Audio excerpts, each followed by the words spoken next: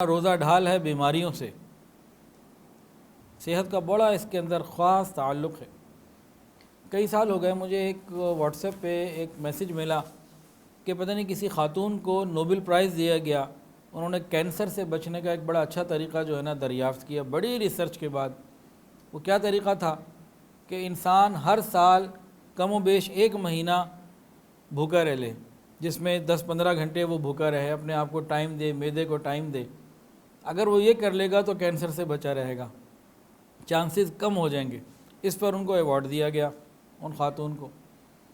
تو 1400 سال پہلے اللہ تعالیٰ نے پہلے ہی ہمیں روزے کا حکم دے دیا کہ فجر سے لے کے